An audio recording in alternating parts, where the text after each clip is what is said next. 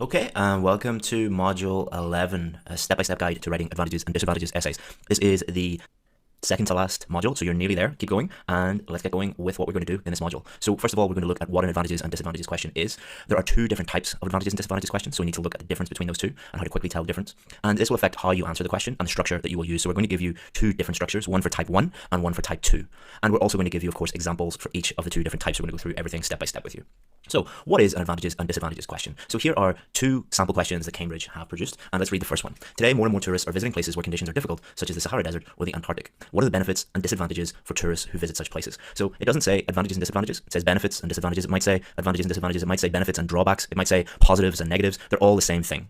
And in this question, it's just asking you to discuss what are the advantages, the benefits, and what are the disadvantages or drawbacks or negatives.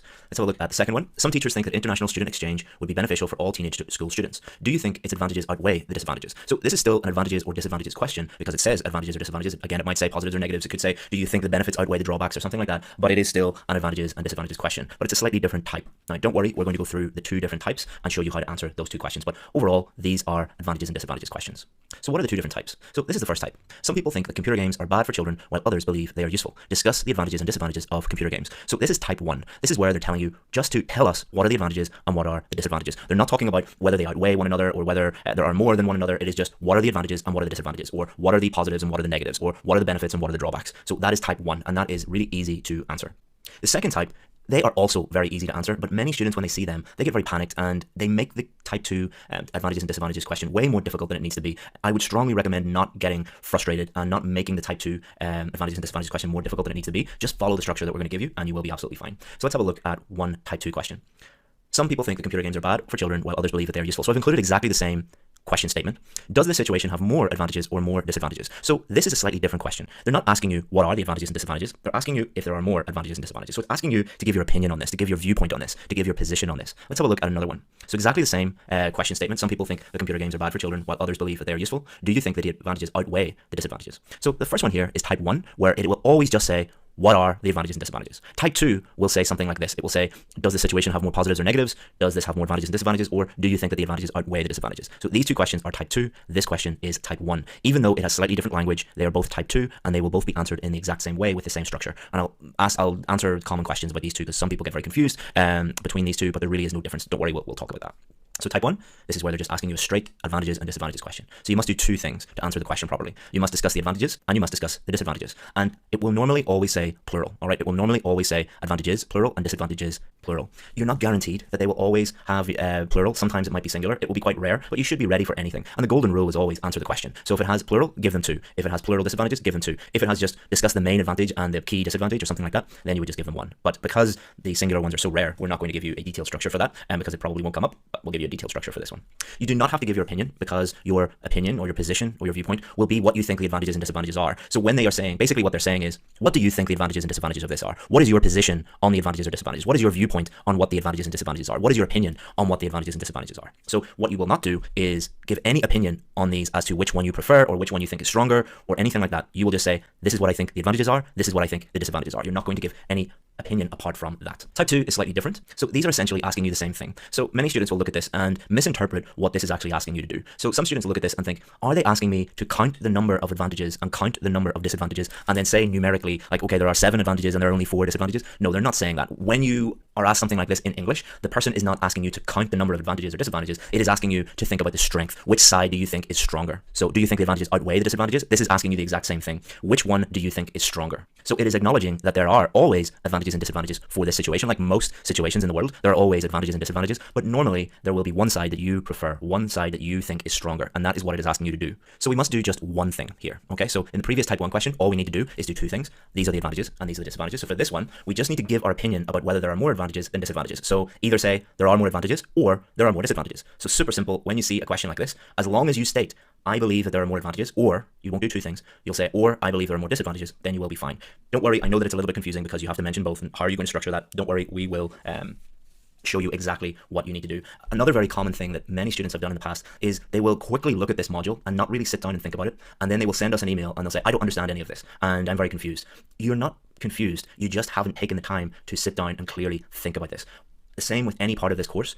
what you should do is sit down and really deeply think about it, and then you will understand it. So the second one, do you think that the advantages outweigh the disadvantages? So this is exactly the same. So what we need to do is give our opinion about whether the advantages outweigh the disadvantages. So there's two different ways that we can answer this question. Yes, the advantages outweigh the disadvantages, or no, the advantages do not outweigh the disadvantages. And do not make it any more complicated than that. If you make it more complicated than that, then you are making your life really, really difficult. Trust us, just keep it simple and use this very simple structure that we're going to give you, and you'll be absolutely fine. So why is all this important? Why are we telling you about this? Well, each type of question is different and requires a different structure, and we'll therefore look at each of these in more detail in the rest of this lesson. I know that it's a little bit frustrating that there's like two different types and two different structures, and there's three different questions, but once you get going and once you sit down and think about it, it will become very straightforward. Okay, let's have a look at another sample question for type 1. In some cultures, children are often told that they can achieve anything if they try hard enough. What are the advantages and disadvantages of giving children this message? So it is a straight type 1 advantages and disadvantages question. It is plural, so your job is to do two things: state what the advantages are and state what the disadvantages are. Two advantages, two disadvantages. And here's the overall general structure that you're going to use. You're going to have a 4-part structure, a 4-paragraph structure, your introduction at the start, your conclusion at the end, and in between your 2 supporting paragraphs. That does not change for any of our structures. Supporting paragraph 1, you're going to state what the advantages are. Supporting paragraph 2, you're going to state what the disadvantages are. Don't overcomplicate it by saying, well, can I put the disadvantages here and the advantages here? You're making it more complicated for yourself than it needs to be. Just clearly state what the advantages are, clearly state what the disadvantages are, write your conclusion, and then you're done. Okay, so here's the structure for this type of essay. Introduction, we're going to, as always, just simply paraphrase the question, and then we're going to take our 2 advantages and our 2 disadvantages that we have planned out, and we're going to put these into our introduction just by outlining them, just stating them briefly. Paragraph 2 will be our first main body paragraph, and we're going to take our 2 advantages and we're going to go into detail on these. So first sentence, just simply state what that first advantage is, then fully explain that first advantage, then state the second advantage, explain that second advantage, and then give an example for that second advantage, and simply pick the advantage that you feel you're most comfortable with, that you can easily think of a relevant example, and put that one in there. Paragraph 3 is our disadvantages. So we're going to do exactly the same thing, the same structure, but for disadvantages. So state the first disadvantage, explain that, state second disadvantage, explain that, and then give an example for a second disadvantage. Finally, paragraph 4, we're going to summarize those advantages and disadvantages in our conclusion. So these are the 3 things that we're going to do in our introduction. We're going to paraphrase the question, outline our 2 advantages, and outline our 2 disadvantages. The question has always asked for plural, so we will give 2. I have never seen a question, an advantages and disadvantages type 2 question where they just ask for 1. It could happen in the future. In that case, 1 would be fine, but it's never happened before, so we're just going to stick with this. Remember, your main job is always to answer the question. If it states plural, answer plural. If singular, answer singular. If you ever get stuck with a question and you're unsure of what to do, just remember this. My number 1 job is to answer the question that is being asked. So there's our introduction. In certain places, young people are brought up to believe that if they have a strong work ethic, they can be whatever they want to be. The main benefits of this are higher self-esteem and the development of grit. However, the key drawbacks are delusion and poor job prospects. So the main benefits, the advantages of this, are higher self-esteem and the development of grit. This is advantage 1 and advantage 2. However, the key drawbacks, the disadvantages, are delusion, drawback number 1, disadvantage number 1, and poor job prospects, disadvantage number 2. So paraphrase, outline the advantages, outline the disadvantages. So this is what our main body paragraph is going to look like for advantages. Instilling the belief that a child can achieve their dreams with hard work helps children build confidence in themselves. So that's our first advantage. Then we're going to explain that. Striving for a goal and seeing sacrifices pay off is incredibly rewarding. And each time a child sees this reward, they become more confident that they can repeat this success. Next, we're going to move on to our second advantage. Furthermore, this builds perseverance, resolve, and determination, otherwise known as grit, which are essential characteristics for success in life. Then we're going to explain that. Once a child understands that their hard work and effort is what dictates success, they never give up until their goals have been achieved. Example, in her book called Grit, Angela Duckworth studied achievement and concluded that determination was essential for accomplishment. Okay, so let's have a look at our main body paragraph for disadvantages. However, if one blindly follows their dreams, they can become deluded. That is our first disadvantage. This is because they can develop an unshakable belief in themselves, which is not rooted in reality.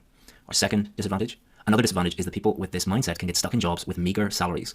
When their confidence and determination result in them pursuing careers that aren't realistic for them, employers don't share the same belief in their potential, and they don't get the jobs they had dreamed of. For instance, Los Angeles is full of failed actors who believe that they will be the next Hollywood star, but are forced to do service jobs that require no formal education. So our conclusion? In conclusion, sending the message to a child that they can be anything they set their mind to can be a very positive thing because it helps them develop into a fulfilled person who has the requisite soft skills required for success. However, it should be rooted in reality to avoid self-delusion and poor career choices. So we just concluded and summarized our main points, which are both advantages and both disadvantages. Doesn't matter which order you put them in as long as you summarize them.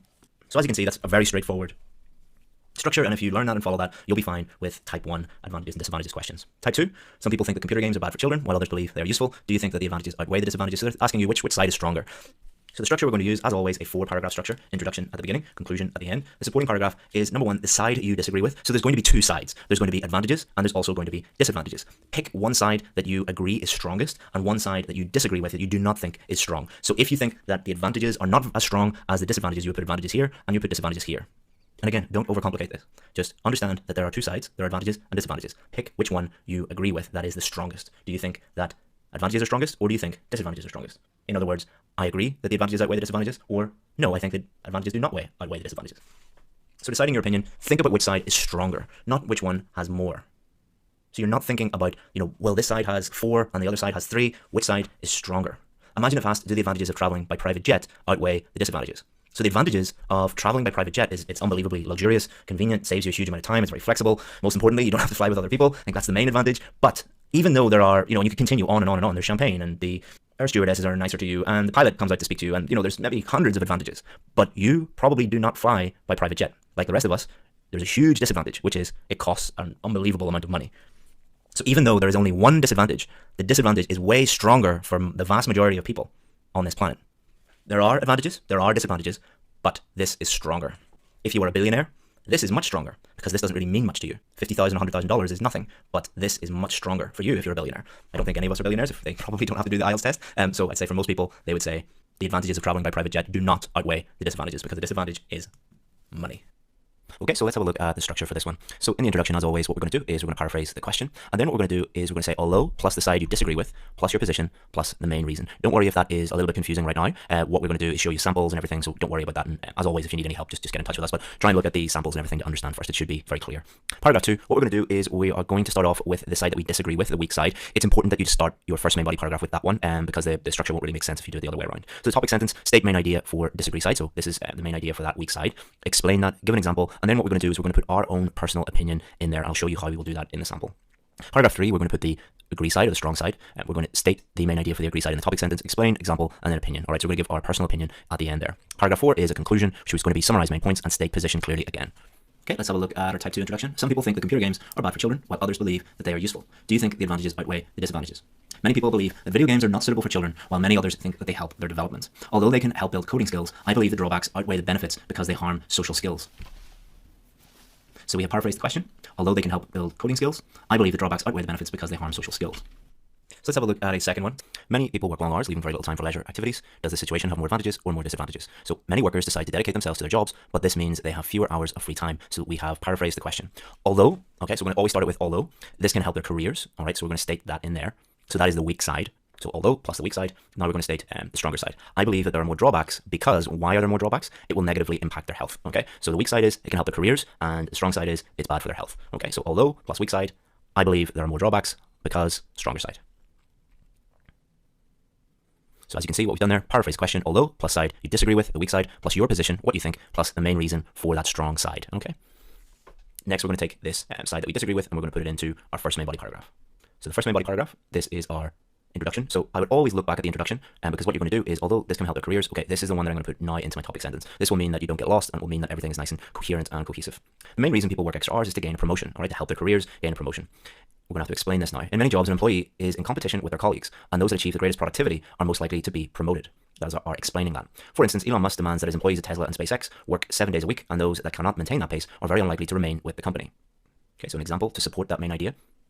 Now we're going to give our opinion. All right, so what do we think about this? So what we're really talking about here is why would people believe that this weak side? Why do most people believe this? And then we're going to say what we believe. All right, so sometimes people get a little bit confused about this because what they think is, well, I'm going to put in what I think about this, and then if I contradict that, it won't make any sense. Well, from the up until the full stop here, what we're talking about is why most people or why other people would believe this, and then we're going to state why we disagree with this. However, I believe that any promotions earned will be short-lived, as working in this way is not sustainable. So it is not sustainable to work 7 days a week. So it doesn't matter if you get promoted, you'll burn out and your health will suffer. So it doesn't really matter. Elon Musk would disagree with that, but we're not all Elon Musk, obviously. All right, so moving on to the second main body paragraph. So again, looking back at our introduction, I believe that there are more drawbacks because it will negatively impact their health. So we need to take negatively impact their health and talk about why this is. So the disadvantage is that working very arduous hours, long hours, can be detrimental to a person's well-being. It's bad for their health. Explain this. This is because without time to unwind, stress from work increases and affects both an individual's physical and mental health. So even though it's very obvious why working 7 days a week, all day, every day is bad for your health, even though that's obvious, you still have to explain it.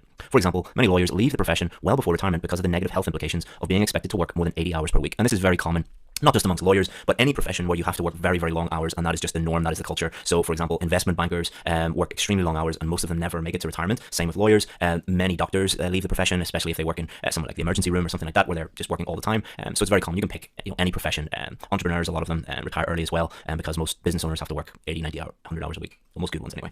So as maintaining a healthy body and mind is so important for human beings, I'm of the opinion, so this is my opinion, that working long hours has too many disadvantages. So I'm agreeing with this point. I'm giving my opinion in here. So as you can see, what we've done is we've taken this main reason, we've put it into our topic sentence, we've explained why do people believe this, an example of this, and then we have agreed with that. We said, yeah, I agree with this is what I think too. Paragraph 4, the conclusion, summarize main points and state position. So we're going to have a look at the conclusion now. Again, always look back at the introduction. In conclusion, although it might be tempting to make career advancement the number one priority by working extra hours, one must consider the sustainability of such an approach due to an increased likelihood of poor well-being. For these reasons, the negatives far outnumber the positives. So in conclusion, what we're going to put in here is, although the side that is weak, the side that we disagree with, so we're acknowledging that side. All right, so we're saying, yep, I'm aware of this side. However, I agree with this side. All right, so we're going to state the stronger side, the side that we agree with, and then you can put something in here at the end. For these reasons, the negatives far outweigh the positives. So as you can see, what we've done in that question is we've fully considered both sides, but we have clearly stated what we think about the question. So in this module, we looked at what an advantages and disadvantages question, what those are. We looked at the two different types, how to tell the difference, how this affects our opinion and structure, and examples. I think out of all the questions, these are the questions that students will immediately email us and say, I didn't understand this, I didn't understand that, what if I do this, what if I do that? And we are here for you. Of course, we are here for you to answer any questions that you have. But often the answer to the question of I don't understand this, we will often say, well, you need to go back and look at it again and think a little bit more deeply about it. And then if you still don't understand something, come back to us and we'll be happy to answer any of your questions. Of course, we're here for you as always. So the next module is the final module of Task 2, double essays. See you then.